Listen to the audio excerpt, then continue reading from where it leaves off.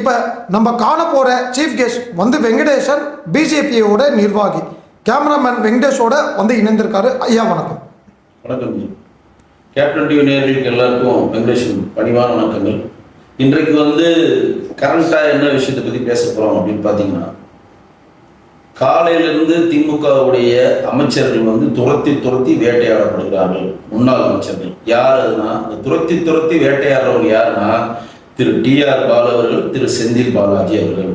நீங்கள் எல்லாருமே ஒன்று கேட்கலாம், திமுகவில் வந்து டிஆர் பாலு, செந்தில் பாலாஜி மட்டும்தான் ஊழல் செஞ்சுருக்காங்களா, மற்றவங்களாம் ஊழல் செய்யலையா? திமுக 36 அமைச்சர் இருக்காங்க, அவங்க வேலையை பார்த்துட்டு இருக்கப்ப தொடர்ந்து இவங்க 2 பேர் மேலே ஏன் இவ்வளோ பெரிய வன்மத்தை தாவேகா கக்குது அப்படின்னு பார்த்தா, தாவேகா வந்து ஒரு பிளானை முன்னாடியே போட்டுட்டாங்க. அந்த பிளானை எக்ஸிக்யூட் பண்ணுறதுக்கான காரணங்களை தேடுறாங்க.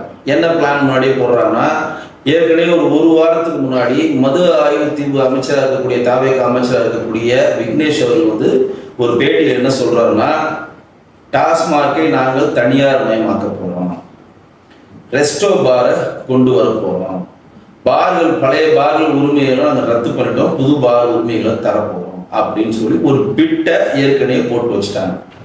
இதற்கிடையில் பாஜகவினுடைய தமிழ்நாடு மாநில தலைவர் இருக்கக்கூடிய நாயனார் நாகேந்திரஜி நீங்க ஒரு அறிக்கை விட்டுருக்காரு. என்ன அறிக்கை விட்டுருக்காருன்னா, தாவேகா ஆட்சி வந்த உடனே 714 டாஸ்மாக் கடைகளை மூடணும் நீங்க சொன்னீங்களே, அந்த 717 கடை எங்க நீங்க மூடினீங்க, வெள்ள அறிக்கை வேணும் அப்படின்னு கேட்டிருக்காரு. ஏன் வெள்ள அறிக்கை வேணும்னு அவர் கேட்கிறாருன்னா, உண்மையாவே தாவேகா அரசாங்கம் 717 கடையை மூடி இருக்கான்னு சொல்லி நம்ம தகவல் உரிமை சட்டம் ஆர்டிஓல போய் செக் பண்ணா அங்க பதில் இல்லை.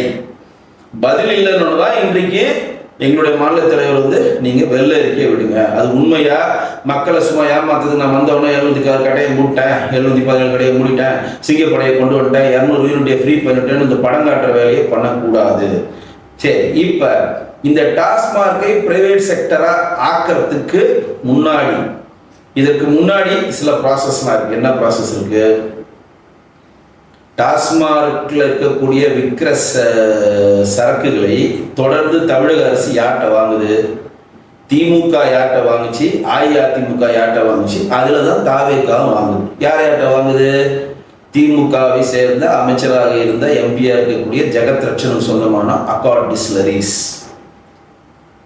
சசிகலா அவர்களுக்கு சொந்தமான மிடாஸ், டிஆர் பாலுக்கு அவர்களுக்கு சொந்தமான மது ஆலைகள், ஜெயமுருகன் உங்களுக்கு ஒளியின் ஓசை என்ற படம்லாம் எடுத்தார், அவருக்கு சொந்தமான ஆலைகள் இருந்தா திமுகவும் வாங்குச்சு, அதிமுகவும் வாங்குச்சு, இப்ப தாவேகாவும் வாங்கிட்டு இருக்கு. இப்ப இந்த ஆலைகள்ல வரக்கூடிய அந்த மதுபானத்தினுடைய தரம் எந்த அளவு இருக்குன்னு நமக்கு தெரியாது, நமக்கு குடிக்க பழக்கம் இல்லை. ஆனால் அது விலையை உயர்த்தி கொள்வதற்கான ஒரு கோரிக்கையை தமிழக அரசுகிட்ட இந்த ஆலை அதிபர்கள்லாம் வச்சிருக்காங்க. அப்ப திடீர்னு நீங்க விலையை உயர்த்திங்கன்னா பிரச்சனை வரும், அப்ப அதுக்கு ஒரு பெரிய அமௌண்ட் தரன்றதெல்லாம் பேசிட்டு இருக்காங்க, அது எந்த அளவு உண்மைன்னு தெரியல. அப்ப விலையை உயர்த்துவதற்கு ஒன்று, ரெஸ்டோ பார் கொண்டு வரதுக்கு ஒன்று, மூன்றாவது பார்களை தனக்கு வேண்டிய கட்சிக்காரர்கள் கொடுக்கறதுக்கான மாற்று வழியை சிந்திப்பது ஒன்று. இதையெல்லாம் விட்டு இந்த சரக்கு வாங்குற இடத்துல நம்ம சரக்கை வாங்கினா, நம்ம வந்து ஒரு பாட்டிலுக்கு இவ்வளவு வாங்கினாலோ இல்லை கமிஷன் பொட்டிக்கு 50 ரூபா வாங்கினது, நாங்கள் வந்து பார்ட்டி ஃபண்டுன்னு சொல்லி திமுக ஒரு பொட்டிக்கு 50 ரூபா வாங்கினாங்க, அது மூலம் வர 51 கோடி அரசு கஜானாக்கு கொண்டு போய் சேர்த்துட்டோம். விஜய் சாரே சொன்னார், உங்களுக்கே தெரியும், ஒரு பொட்டிக்கு நாங்கள் 50 ரூபா கொடுத்துருந்தோம் பார்ட்டி ஃபண்ட், இப்போ அரசு கஜானாக்கு அந்த பணம் வந்துச்சுன்னு சொல்றாங்க. வரவேற்கிறோம். லஞ்சம் ஒழிப்பு இல்லை, லஞ்சம் இல்லாத லாவணியம் இல்லாத ஒரு ஆட்சியை வரவேற்கிறோம். ஆனால் நான் என்ன பர்சனலாக ஃபீல் பண்ணுறேன்னா, எதுக்கு நம்ம மறுபடியும் சசிகலாட்ட வாங்கணும், எதுக்கு நம்ம டிஆர் பாலுட்ட வாங்கணும், எதுக்கு நம்ம ஜெகத் ரட்சன்கிட்ட வாங்கணும், எதுக்கு ஜெயமுருகன்கிட்ட வாங்கணும்? இதையெல்லாம் வேற இடத்துல வாங்கலாம். வேற இடத்துல எப்படி வாங்க முடியும்? கவர்மெண்ட் கொள்கை முடிப்படி ஒரு ஆலைக்கும் வந்து அக்ரிமெண்ட் இருக்கும், அது மூலம் வாங்குவாங்க, மியூச்சுவல் மூலம் வாங்குவாங்க. இப்ப அவங்களுடைய கட்சியில விஜயுடைய ஆலோசகர் இருக்கிற விஷ்ணு ரெட்டிக்கு சொந்தமான பல மதுபான அதிபர்கள் எல்லாம் அது உள்ள கொண்டு வந்து லிங்க் பண்ணலாம். அப்ப அந்த லிங்க் பண்ணா எப்படி பண்ண முடியும்? டைரக்டா கவர்மெண்ட் வாங்க முடியாது. அப்ப என்ன பண்ணலாம்? டாஸ்மார்க்கை தனியார் மயம் ஆக்கிட்டாங்கன்னா, இப்ப தனியார் மயம் ஒரு டாஸ்மார்க் ஆயிடுச்சுன்னா, முன்னாடி டாஸ்மார்க் கொள்முதல் செய்து தனியாருக்கு கொடுக்கும். இப்ப என்ன நினைக்கிறாங்கன்னா, நேரடியாகவே தனியார்கிட்ட கொடுத்துக்கிட்டா என்ன சரக்கம் இந்தியாவுக்குள்ள எங்க வேணா வாங்கிட்டு போறான், இப்போ டாஸ்மார்க் எலைட் பார்னு ஒன்று நடத்தும், உங்களுக்கு தெரியும். இந்த எலைட் பார்ல இருக்கக்கூடிய வெளிநாட்டு சரக்குலாம் எங்கேருந்து வாங்குறாங்க? மொத்தமாக ஒரு பிரைவேட் செக்டார் வந்து கொள்முதல் பண்ணி அதுல இருந்து அந்த எலைட் பார் வாங்குறாங்க. அந்த எலைட் பார்ல இருக்கக்கூடிய அந்த சரக்குகளை தமிழக அரசு வாங்குதில்ல. அந்த மாதிரி ஒட்டுமொத்த டாஸ்மார்க்கை பிரைவேட் செக்டாருக்கு கொடுத்துட்டு இந்த சசிகலாவையும் ஜெகத் ரட்சகனுக்கும் இந்த ஒளியின் ஓசையினுடைய ஜெயமுருகனுக்கும் டிஆர் பாலு இந்த மாதிரி மது ஆலைகளை இப்போ சரக்கு வாங்குறதை நிப்பாட்டிட்டு டைரக்டா பிரைவேட் எங்க பிடிக்குதோ அங்கேயே வாங்கி வைத்துட்டு நம்ம விலையை நிர்ணயம் பண்றதுக்கு பூர்வாங்க வேலையை செய்வதற்கு தான் இவங்க செந்தில் பாலாஜி பின்னாடி ஒரு 41 இடத்துல போய் ரைடு பண்றாங்க. திரு டிஆர் பாலுடைய மது ஆலையை போய் ரைடு பண்றாங்க. ரைடு பண்றதுல சந்தோஷம், நமக்கு ஒன்றும் வருத்தம் கிடையாது. ஆனா இவங்க எந்த நோக்கத்துக்கு செயல்படுறாங்கன்னா, இந்த மாதிரி செந்தில் பாலாஜி வந்து டாஸ்மார்க்குடைய மதுபா ஆய்வு தீவிர அமைச்சராக இருக்கப்ப இவ்வளவு ஊழல் இங்கே நடந்திருக்கிறது. ஒரு மந்திய கரூர் கம்பெனி 10 ரூபா யூஸ் பண்ணியிருக்காங்க, பாட்டில் வந்து சம்பாதிச்சாங்க, இந்த சரக்கை வந்து மாற்றி சம்பாதிச்சாங்கன்னு ஒரு கட்டமைப்பை ஏற்படுத்துவாங்க. டிஆர் பால் வந்து எத்தனால் தயாரிக்கிற கம்பெனி தான் நான் வச்சிருக்கேன், ஸ்பிரிட் தயாரிக்கிற கம்பெனி தான் நான் வச்சிருக்கேன்னு சொல்லி தஞ்சாவூர்ல சொன்னார். அதுக்கு முன்னாள் பாஜக தலைவர் அண்ணாமலை கேஸ்லாம் போட்டாரு. அதை கேட்டால் எவ்வளோ தயாரிக்கிறாங்களோ எங்களுக்கு தெரியலன்னு சொல்லி அவர் பூச்சிக்கட்டு கட்டினார்.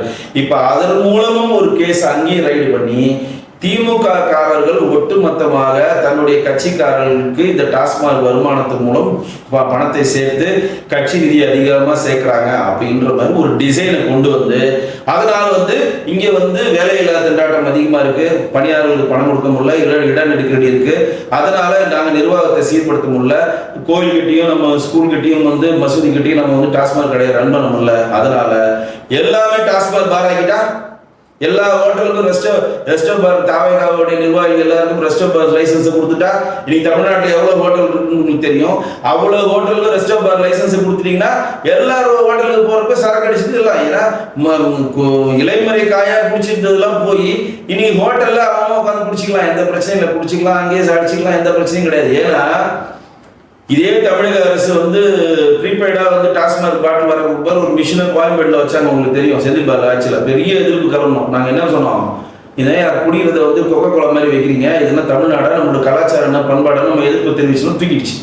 இதே திமுக இன்னொன்று ட்ரை பண்ணிச்சு, என்னன்னா சேப்பாக்கம் ஸ்டேடியத்தில் மதுக்கள் நீங்கள் கொண்டு போய் அங்கே வந்து விற்பனை பண்ணி எல்லாரும் குடிக்கலான்ச்சு. பெரிய எதிர்ப்பு நம்ம பதிவு பண்ணோம், தூக்கிட்டாங்க. கல்யாண வீடுகளில் பார்ட்டி வைக்கிறாங்களே கல்யாண வீடுகளில், அந்த மாதிரி கல்யாண வீடுகளில் கல்யாண மண்டபங்களில் மது சாதத்துக்கான அனுமதியை நாங்கள் தரோம்னு சொல்லி ஒரு கொண்டு வந்தாங்க. பெரிய எதிர்ப்பு காட்டினோம், போச்சு. இப்போ எல்லாம் எதிர்ப்பு காட்டி போனோன்னே இதே ஃபார்முலாவை நம்மளும் ஃபாலோ பண்ணி நம்ம இந்த மாதிரி பண்ணால் இவங்க எதிர்ப்பு காட்டுவாங்க. அதுக்கு ஒரே வழி டாஸ்மார்க்கை தனியார் மயமாக்குவது. அதற்கு ஒரே வழி டாஸ்மார்க் இப்போ எங்கெங்க சரக்கு வாங்குறோமோ அவன்கிட்ட சரக்கு வாங்காம, அவன்கிட்ட சரக்கு வாங்க அதுக்கு வந்து கட்சிக்கு பெனிஃபிட்டா போகுது. இப்போ டிஆர் பால் நீங்க பணம் சரக்கு வாங்கினீங்கன்னா ஒரு குறிப்பிட்ட பணம் அவங்க கட்சிக்கு கட்டுறாங்க. ஜெகத் ரட்சட் சரக்கு வாங்கினீங்கன்னா ஒரு குறிப்பிட்ட பார்ட்டி ஃபண்ட் சொல்லி ஒரு குறிப்பிட்ட கமிஷன் ஜெகத் ரட்சட் கட்சிக்கு கொடுக்குறாரு.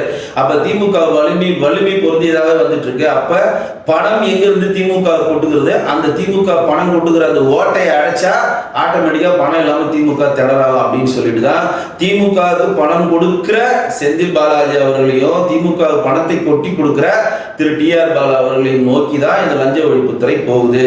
ரெண்டாவதுன்னா நான் கேட்கிறேன், ஜெகத் ரட்சன் வீட்டுக்கு ஏன் இது போகல? ஏன்னா ஜெகத் ரட்சனுடைய பையன் இன்னைக்கு தாவேக்கால ஐக்கியம் ஆயிட்டாரு. அதனால அவர் அந்த ஸ்கிரீனை விட்டு வெளியே ஜெகத் ரட்சன் என்ன சொல்லிட்டாரு, இனிமேல் நான் திமுக கிட்ட போகவும் மாட்டேன், ஆதரிக்கவும் மாட்டேன், எதுக்கவும் மாட்டேன், நான் ரிட்டையர் ஆகிட்டேன், நான் விட்டுருங்கன்னு ஆட்டோமேட்டிக்காக டிஆர் பாலுக்கும் செந்தில் பாலாஜிக்கும் போய் பெரிய ரைட் பண்ணி இவங்க டாஸ்மாக் கொள்முதல் மூலம் எவ்வளோ ஊழல் பண்ணியிருக்காங்க, இது பண்ணி இதை பெரிய பூதாகரமாக்கி பூங்குரமாக்கி அதனால நாங்கள் டாஸ்மாகை தனியார் மயம் கொடுக்க போகிறோம் அப்படின்னு கொண்டு வருவாங்க. சார் இப்போ சென்னை தவிர இப்போ சென்னையில் தான் வந்து, ஏன்னா இப்போ நம்ம கேப்டன் நியூஸ்க்கு வந்து சில வீடியோஸ்லாம் வந்திருக்கு, சில பேர் கால் பண்ணியே சொன்னாங்க. மப்சல் ஏரியான்னு சொல்லுவாங்கள்ல, செங்கல்பட்டா அந்த மாதிரி ஏரியாவுக்கெல்லாம் பாட்டிலுக்கு 20 ரூபாய் எக்ஸ்ட்ரா வைக்கிறாங்க சார். இப்போது சிஎம் ஜோசப் விஜய் அவர்கள் பதவி ஏற்றதுலேருந்து பார்த்தீங்கன்னா டாஸ்மாகில் தான் மும்முரமாக இருக்கார். அதை நீங்கள் எப்படி பார்க்குறீங்க? ஜோசப் விஜய் பதவி ஏற்றது வந்து டாஸ்மாக் மும்முரமாக இருக்க ரீசன் என்னன்னா, அவர் கூட இருக்கக்கூடிய விஷ்ணு ரெட்டி மிகப்பெரிய மது ஆணை தொழிலதிபர்களோட நட்பாக இருக்கவர். இன்னைக்கு அவருடைய கூடயே இருக்கிறாரு, அவருக்கு ஆலோசகராக இருக்கிறதுனால அவருடைய ப்ரெஷர் ஒன்று. ரெண்டாவது, இந்த பாத்துக்கு 10 ரூபா வைக்கிறாங்க 20 ரூபா வைக்கிறான்றத டார்ச்சரை விட்டு வெளியில போயிடணும். பிரைவேட் கொடுத்துட்டா அது பிரச்சனையே இல்லையே. அவன் வேலையை அவன் பார்த்துட்டு போகிறான், கவர்மெண்ட்டுக்கு வேண்டிய ஆயத்தீர்வு மட்டும் கட்ட போகிறான், டேக்ஸ் வரப்போ நம்ம பாட்டு நடத்திக்கலாம். ப்ளஸ் நமக்கு தெரிஞ்சவங்களுக்கு எல்லாருக்கும் ஒரு பணத்தை ஏற்படுத்தி கொடுத்த மாதிரி ஒரு கட்டமைப்பை ஏற்படுத்தி கொடுக்கலான்னு கூட அவங்க நினைக்கலாம். அப்போ நான் சொல்ல வர்றது என்னன்னா, இவங்க வந்து ஒரு கொள்கை முடிவு எடுத்துடுச்சு. தாவேக்கா ஒரு கொள்கை முடிவு எடுத்துட்டாங்க. அதனால தான் அவசரமாக லஞ்ச ஒழிப்புத்துறையுடைய டிஜிபியா இருந்த அருணை உடனடியாக இடமாற்றம் செய்து போலீஸ் ட்ரைனிங் காலேஜுக்கு அவர் தூக்கி போட்டாங்க. உங்களுக்கே தெரியும், அவர் லஞ்ச ஒழிப்புத்துறையுடைய டிஜிபியா கமிஷனர், லஞ்ச ஒழிப்புத்துறையுடைய கமிஷனர் இருக்கிறப்ப ஏவாவில் அவரால் கைது பண்ண முடியல. சிவசங்கர் போட்டாங்க போக்குவரத்துறை ஊழல் பண்ண, அவரை கைது பண்ண முடியல. செந்தில் பாலாஜி அப்பயும் தண்ணி காட்டினாரு, இப்பயும் தண்ணி காட்டுறாரு. அசோக் குமாரோட தம்பி அப்பயும் தண்ணி காட்டினாரு, இப்பயும் தண்ணி காட்டுறாரு. ஒரு புக்குச்சொப்பும் ஒன்றுத்துங்களாவது விளாத்திக்குளம் எம்எல்ஏ மார்க்கெட்டை போய் அரெஸ்ட் பண்ணி உள்ள போட்டுக்கிறாங்க.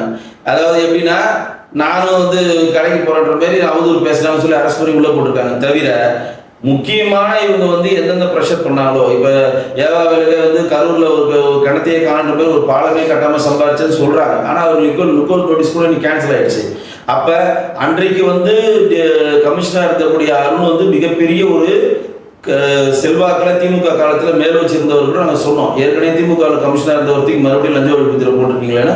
ஆனால் நம்பி போட்டாங்க. பட் அவரால் யாரையுமே அரெஸ்ட் பண்ண முடியல. லுக்கவுட் நோட்டீஸ் கொடுத்து அவர் பறந்துட்டாரு. இங்கே தமிழ்நாட்டில் சுற்றிக்கிட்டே கோர்ட் ஆர்டர் கூட மதிக்காம செந்தில் பாலாஜி சுற்றிட்டு இருக்காரு. கோர்ட் ஆர்டர் பண்ணது யாரு? செந்தில் பாலாஜிக்கும் அசோக் குமாருக்கும் காலையிலும் மாலையிலும் திருநெல்வேலி போலீஸ் ஸ்டேஷன்ல போய் கையை போடணும். அவர் மதிக்கவே இல்லை. அதுக்கு ஒரு ரிட்ட போட்டு அதுக்கு ஒரு ஸ்டே வாங்கி அவர் சுத்திட்டு இருக்காரு. சிவசங்கர் 2 நாள் போனாரு, அவர் விட்டுட்டாங்க.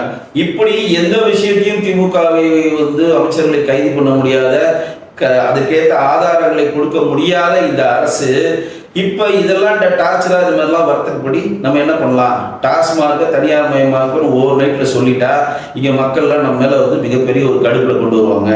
நம்ம வந்து ரெஸ்டோ பார்னு ஓப்பன் பண்றோம்னு சொல்லிட்டா மக்கள் கொந்தளிப்பாங்க.